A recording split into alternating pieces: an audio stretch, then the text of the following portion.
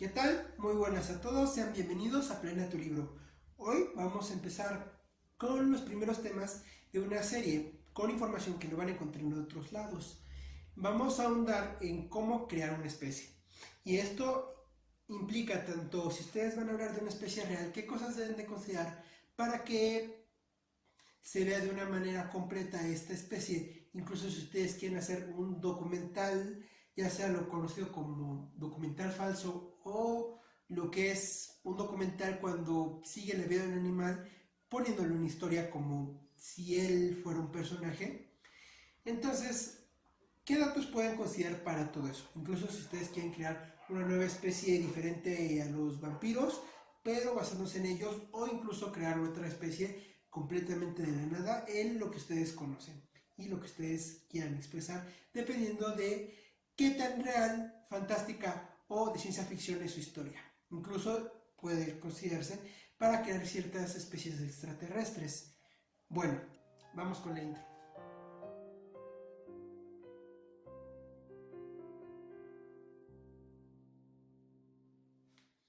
Ahora, ya que estamos de regreso, lo probablemente más difícil de hacer, y les recomiendo que esto puede cambiar hasta el último momento, no lo tengan fijo tan estrictamente, sino que disponible a cambiar, es el nombre de tu especie. ¿Qué sucede aquí? ¿Por qué es difícil? En el caso del personaje ya les mencioné un sistema para dar nombres. Pueden encontrar esa misma información en el video de la serie de cómo diseñar tu personaje en la ficha técnica. Ahora, para una especie puede servir ese método, pero es recomendable que aquí se dirijan a hacer palabras que puedan ser fáciles de pronunciar al idioma de las personas a las que se la están mostrando y que sea fácil de recordar, pero que no sea algo que ya existe. ¿A qué me refiero? Si ustedes quieren crear una especie completamente desde cero, crear una especie nueva que solo sea la de ustedes, es recomendable que usen sonidos comunes en el idioma. Por ejemplo, en el caso del español no usamos muchos sonidos que ocurren en el inglés, y en el caso del japonés existen menos sonidos incluso que el español. Hay ciertos acentos diferentes en el caso del francés, y bueno, la lista sigue con cada idioma. En este caso, la mayoría, bueno, van justamente a crear especies en español y podrían tomar cierta influencia de otros idiomas. Siempre recordando eso, la posibilidad de pronunciarse. También pueden hacer algo completamente impronunciable para llamar la atención, como los monstruos que ha creado el escritor de terror cósmico llamado Lovecraft. Él caracteriza justamente a sus personajes por nombres impronunciables. Entonces, dependiendo de cada uno lo va a interpretar de manera diferente, pero realmente no se puede pronunciar esas palabras. Esto es si realmente quieres algo que no se pueda pronunciar. Si quieres algo que se recuerde en las personas que lo vean, es conveniente que sea algo sencillo, pero que sí, sea algo que no se usa, por lo cual puedes usar ciertos sufijos o prefijos de un idioma. Eso sería recomendable para también darle un significado que haga una referencia a lo que tú estás creando, o un nombre parecido a tu especie, pero cambiándole algunos detalles. Por ejemplo, la historia de la saga de Darren Shan crea dos razas, por así decirlo, de vampiros, los vampiros y los vampaneses.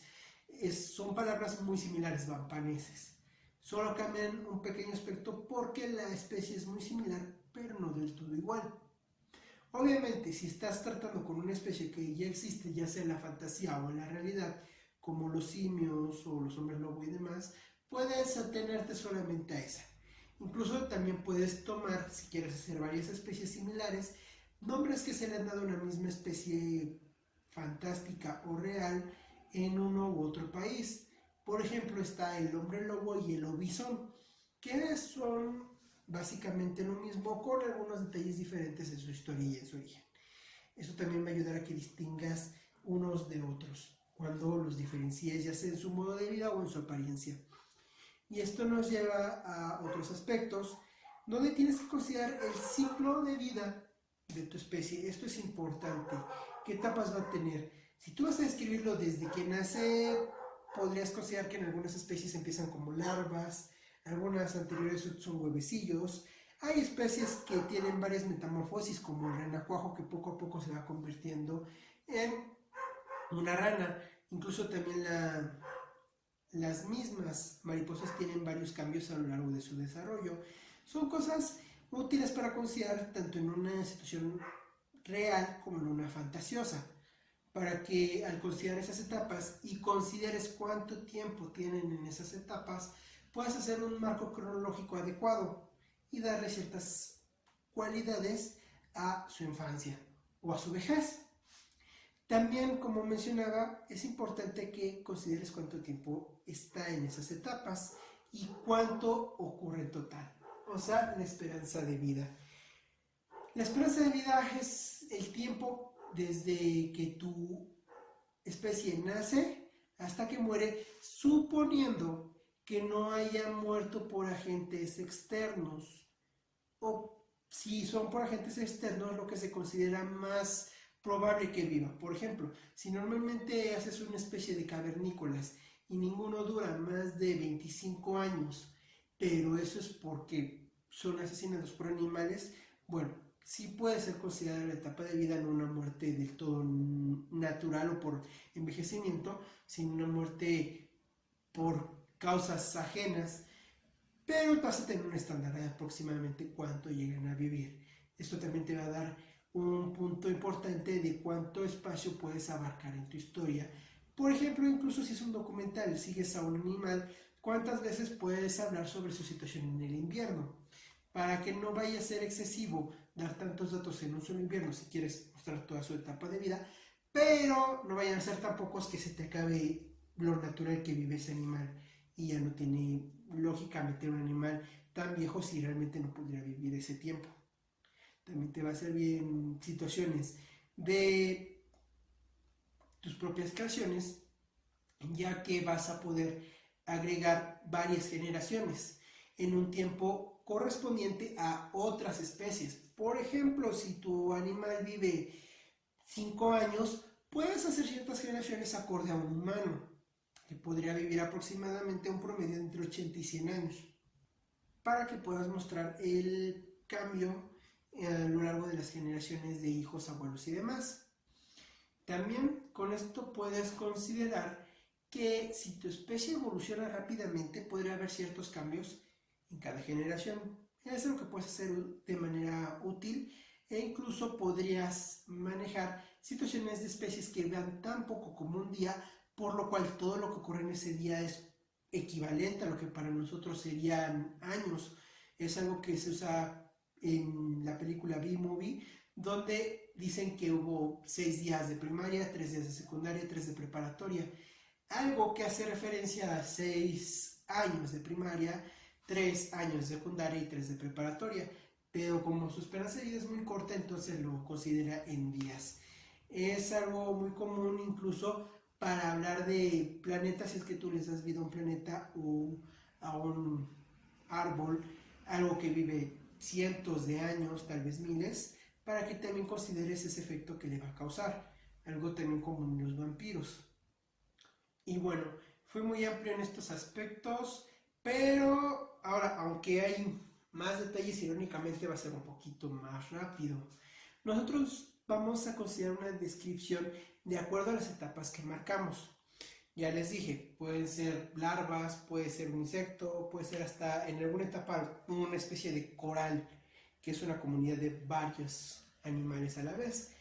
Como sea, cuando tú tienes que considerar la descripción de un animal, tienes que tomar en cuenta las etapas que vas a mostrar, de las que vas a hablar, y si hay otras al fondo, puede que no las describas tanto en tu planeación, pero sí que sepas qué es. Por ejemplo, si no vas a hablar de cuando es larva, tal vez no la describas, pero tienes que saber que es una etapa donde fue una larva, para que haya congruencia en lo demás que vayas a manejar.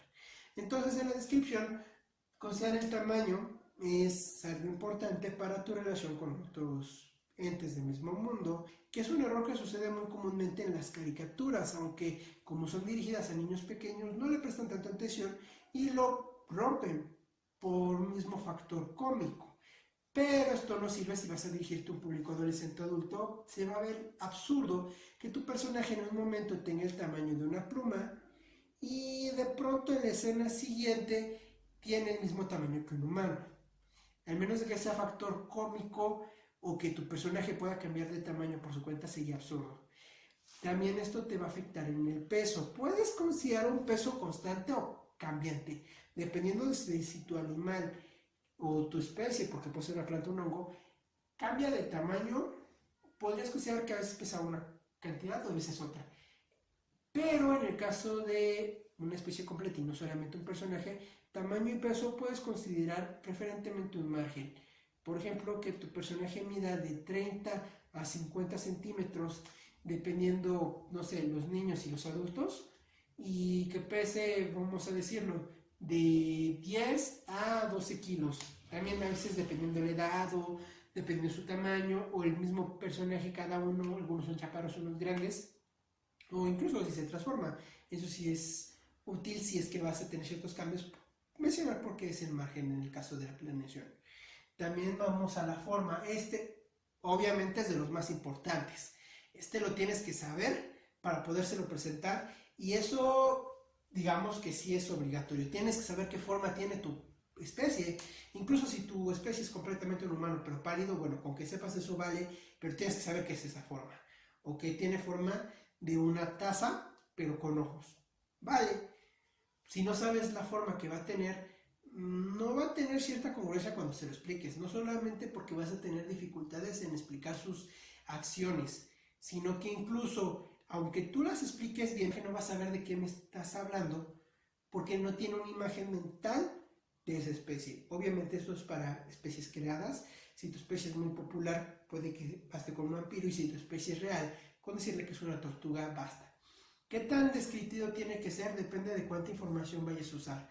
Si por ejemplo es un documental, ya sea un documental real o un falso documental, tienes que ser muy específico en esta descripción porque vas a detallar cómo es esa especie y todo lo que hables de su sexualidad, de lo que come, de cómo se desplaza, que muchos de ellos, algunos vamos a ver ahorita en este momento y otros en otros capítulos de esta misma serie, todo eso va a ser parte importante. ¿Por qué? Porque le estamos explicando justamente cómo es. Si tu obra no va tanto de eso, pero quieres algún evento característico, como en el caso que decía de los vampiros y los vampaneses, se reconoce a los vampaneses porque tienen un color purpúreo en la piel y hasta manchas rojas. Esos detalles pueden ser útiles. Sí te recomiendo que agregues alguno que otro detalle distintivo en la descripción de tu especie para que se dé a notar si es una creada por tu cuenta o si es una que retomaste, pero ya, tú hiciste tu versión. Por ejemplo, en los vampiros hay muchas versiones. Dependiendo del autor, los vampiros a veces cambian las leyes por las que se rigen. Y me refiero no a una ley política, sino propiamente a la situación como viven. Ahora vamos a lo que es, podríamos decir, la condición física de tu personaje. Que aquí te lo divido como fuerza, agilidad y rapidez. Esto, de hecho, si ves, suena un poquito a juego de rol, pero es que es algo que sí te sirve mucho para cierta competencia entre los personajes. Sobre todo si tú vas a meter cierta interacción entre cazador y presa o pelea entre personajes, es más para esto, te es muy útil saber su complexión. Ahora, si vas a hacer su seguimiento de vida, podrías considerarlo para saber qué animales son más fuertes. En el caso de una fábula, esto es un poquito obvio porque normalmente hacen lo mismo. Los elefantes son muy fuertes, los conejos son muy rápidos y demás. Mientras más compleja sea tu historia, puedes detallar más o menos. Esto muchas veces va relacionado directo al peso, no siempre, incluso puedes hacer un juego entre dar personajes más rápidos pero de mayor tamaño o más fuertes pero pequeños. Esto le da un juego interesante a esa contradicción, que es lo que normalmente nosotros esperamos, que los personajes grandes o los animales grandes sean fuertes y los pequeños sean rápidos, pero débiles.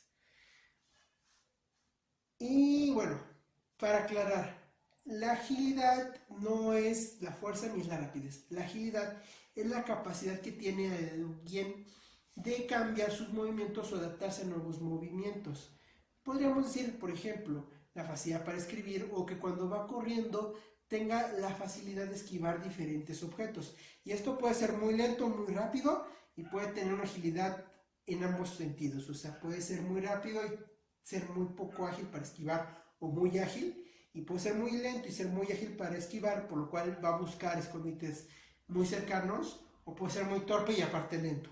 Eso es muy probable. Son cualidades que puedes manejar de manera independiente. No están necesariamente unidas o ser dependientes una de la otra. Y también puedes usar estas cualidades para darle ciertas características resaltantes a un personaje que, aunque su especie se caracterice, vamos a decirlo, por ser rápida, él sea muy lento. Es algo que va a caracterizar muy fácilmente a un personaje si es contradictorio a su especie. Eso va para toda la descripción física, incluyendo el tamaño y el peso. Vamos al modo de desplazamiento. Hay muchos modos de desplazamiento, aunque uno no lo haya visto. Está el arrastrarse como los caracoles, arrastrarse como los reptiles, caminar cuadrúpedo, caminar bípedo, volar, nadar, o incluso, en el caso de la fantasía, teletransportarse. Quizá convertirse en un líquido y desplazarse a través de filtrarse en diferentes hoyos, como son los slimes, o convertirse en electricidad, como el hombre eléctrico de Spider-Man. Todo eso puede variar. Hay muchos que van a usar más una u otra. Hay muchas aves que, aunque vuelen, prefieren caminar, y eso es algo que muchos no conocen, porque volar requiere mucha energía. Entonces algunas especies de aves prefieren caminar aunque tengan que correr. Obviamente no les da una gran rapidez su composición corporal, pero es menor el esfuerzo que hayan al volar, dependiendo de lo que se enfrenten. Esto también es interesante porque hay varias especies que, incluso aunque puedan volar, se desplazan muy comúnmente a saltos. Es algo que puedes usar más que nada para manejar un aspecto interesante en tu especie, o saber dónde es el terreno en el que va a vivir. Por ejemplo, en el caso de un perezoso, se desplaza entre árboles moviéndose porque escapa de los animales que lo van a comer, pero más que escapar, podríamos decir, se oculta de, por eso normalmente está colgado, aunque se dice que son más ágiles en agua que en las ramas, y de hecho en tierra pues son menos ágiles que en las ramas. Vamos a los sentidos. Aquí más que nada es qué tan buenos son sus sentidos. Puedes considerar los 5 comunes: vista, oído, gusto, olfato, tacto, pero puedes hacer sentidos especiales. Y esto no solo es una cualidad de la fantasía, también existe en la realidad. Por ejemplo, los ornitorrincos tienen unas células nerviosas en su pico que le permiten percibir impulsos eléctricos. Igual el caso del sonar puede ser percibido a través de los oídos normalmente, pero tú puedes hacer una especie que lo perciba a través de la piel. Puedes inventarte otros sentidos donde, por ejemplo, en los juegos de rol se considera la detección, que es una especie de donde estaré continuando la serie de Trinidad vs Transvivencia, y en mi propio Facebook Mentes Paso a Paso, donde analizo diferentes personajes y su psicología al respecto. Eso fue todo por el día de hoy, y también recuerden que les dejaré un enlace si quieren saber un poco más de los cuentos que yo mismo escribo. También estará el enlace a Esmizón con Darkness Lady en la descripción. Eso es todo por esta ocasión. Ya sé que lo dije mucho, pero esta vez es cierto. Nos vemos en la próxima clase.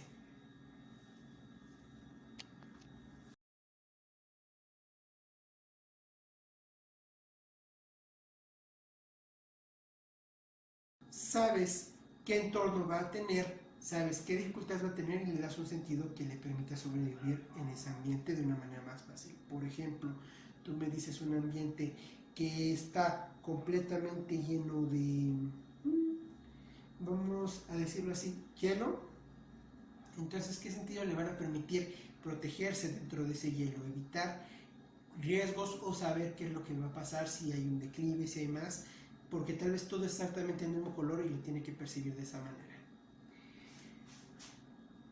Vamos a muerte. La muerte, a lo que quiero aterrizar es a los motivos de muerte. Ok, si tú me das la edad, puede ser un motivo de muerte. Puedes hacerlo todavía más interesante si me dices, ok, mueran a los 2 años, pero ¿por qué?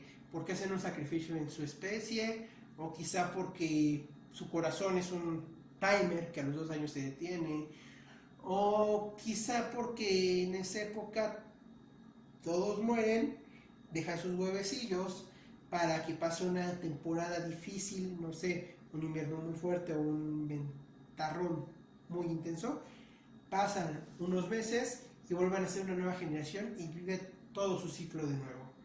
Y eso ocurre en este planeta cada 2 años.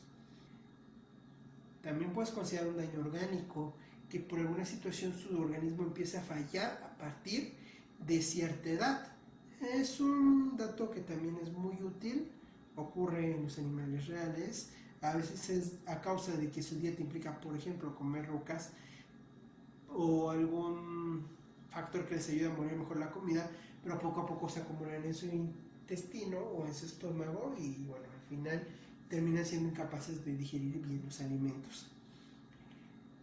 También puede ser a partir de una especie que lo que le cause la muerte, ya sea antes de cumplir su esperanza de vida, lo ponga en riesgo. Obviamente podríamos decir que algo que a cualquier especie lo va a afectar es la incapacidad de respirar. Puede respirar oxígeno, puede respirar otra cosa, o incluso tú puedes decir que respira ácido. El punto es que privarlo de eso que respira lo puede matar. También hablar del alimento que necesitan. Si ese alimento es un poquito más trabajado, y vamos a ver eso en otra parte de esta serie, incluso podrías decir que se justifica no solo que se murió de hambre, sino que tuvo algún fallo en su organismo por no haberlo consumido. O incluso me puedes decir que es por alguna maldición. Es muy común que digan que algunas criaturas son débiles ante la plata y la plata los mata. Muy comúnmente dicen que la cruz mata a ciertas criaturas. Yo te recomiendo que si usas eso intentes hacerlo un poquito más específico, un poquito más racionado, para que no se vuelva tan cliché y tus espectadores realmente le vean algún dato interesante. Evites que ser tan predecivo. También puedes considerar que algunas sustancias pueden ser veneno y que al consumirlas eso los mata. Los datos que tú me des de cómo pueden morir van a depender, o más bien mucho, del recorrido que va a tener tu personaje, y si necesitas agregarle obstáculos que lo pongan en peligro o no. Si no, podrías considerarlos más lógicos: falta de comer, falta de aire y demás, para no ser un tanto lógico y de repente ponerlo en una situación de muerte y que tus mismos espectadores se burlen de ti diciendo: tu personaje cómo sobrevivió, es mágico y un hechicero lo hizo.